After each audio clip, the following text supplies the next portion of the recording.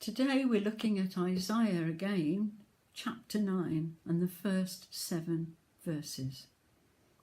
Nevertheless, there will be no more gloom for those who are in distress. In the past, he humbled the land of Zebulun and the land of Naphtali, but in the future he will honour Galilee of the nations by the way of the sea beyond the Jordan. The people walking in darkness have seen a great light. On those living in the land of deep darkness, a light has dawned. You have enlarged the nation and increased their joy. They rejoice before you, as people rejoice at the harvest, as warriors rejoice when dividing the plunder. For as in the day of Midian's defeat, you have shattered the yoke that burdens them, the bar across their shoulders, the rod of their oppressor. Every warrior's boot used in battle and every garment rolled in blood will be destined for burning, will be fuel for the fire. For to us a child is born, to us a son is given, and the government will be on his shoulders, and he will be called Wonderful Counselor, Mighty God, Everlasting Father, Prince of Peace. Of the greatness of his government and peace there will be no end. We will reign on David's throne and over his kingdom, establishing and upholding it with justice and righteousness from that time on and forever. The zeal of the Lord Almighty will accomplish this. This is the word of the Lord. I want to start today's thoughts by telling you a story I heard in Chester Cathedral quite a few years ago now, and I share it with you with the permission of the cathedral staff. God was walking around looking for somewhere for his son to live. I thought, I could let him rent my spare bedroom. God read my thoughts and said, I was looking to buy, not rent. Oh, I don't really want to sell, I said. I need the place for myself. But you could use the back room. The rent's quite low. Why don't you have a look and see? So God came in and looked around. I like it, God said. I'll take it on your terms. Once God's son was settled in, I began to wonder whether I'd been a bit mean. There was God's son, cooped up in the tiny spare bedroom. God must have thought the same, because I was asked again, would you have any more space now, do you think? Well, I have been thinking, and I could offer you an extra room to rent. Thank you, said God. I will take the extra room. I like what I see. Time went on. I was feeling a little uneasy about the transaction. I'd like to give you more room, I said to God, but you see, I need space for me as well.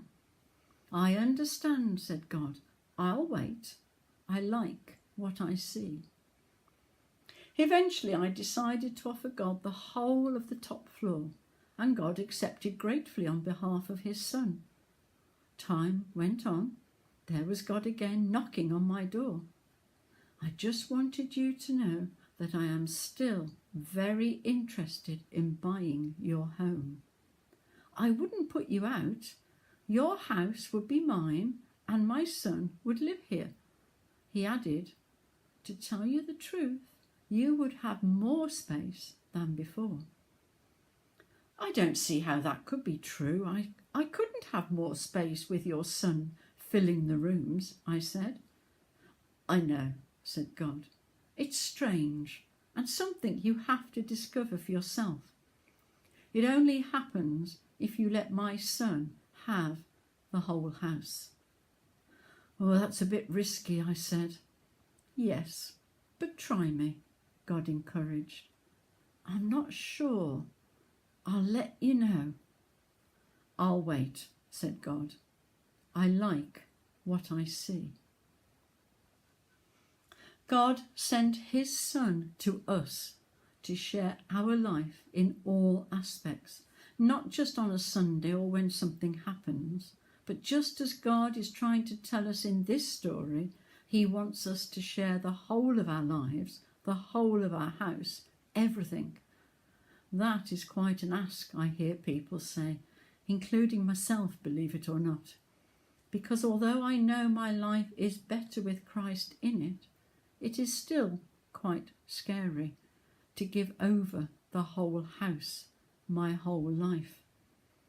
This reading from Isaiah, which is read at Christmas time, reads at a time when there's a lot of other things going on, and we might not always listen carefully to what is being said to us. But there is a promise of light. There is a promise of no more gloom. A light has dawned. Their joy is increased. The harvest is welcomed, and rejoicing is evident at the bounty. And then there is the promise that as we humans continually fight each other, continually try to have what is not ours, that will end. The oppression will end. Every garment rolled in blood will be burned. In other words, there is a better way. There is hope for a better world. And it starts with us allowing God's Son into our lives. And that allowing may start with the smallest space, the spare room, but only on our terms. And then, in Isaiah, we are told, "For to us a child is born, to us a son is given, and the government will be on his shoulders, and he will be called Wonderful Counselor, Mighty God, Everlasting Father, Prince of Peace. Of the greatness of his government and peace there will be no end. He will reign on David's throne and over his kingdom, establishing and upholding it with justice and righteousness, and that time on and forever. The zeal of the Lord Almighty will accomplish this." Not only will Christ be a wonderful counselor, a mighty God, an everlasting Father, a Prince of Peace, he will also be born as a child. And that's where I think the story I told explains how God sends us a small baby, someone needing our help and support, a room. But as we get to know him more, he will be great. He will bring us peace and counsel. He will walk with us and fill our lives with his love and understanding. And that's what that story is about. If we have the courage not only to allow Christ into our lives, but actually welcome him and give up our lives to him, there will be a transformation. I just want you to know that I am still very interested in buying your house. I wouldn't put you out. Your house would be mine and my son would live here. God added, to tell you the truth, you would have more space than before. I don't see how that could be true. I couldn't have more space with your son filling the rooms, I said. I know, said God. It's strange and something you have to discover for yourself. It only happens if you let my son have the whole house.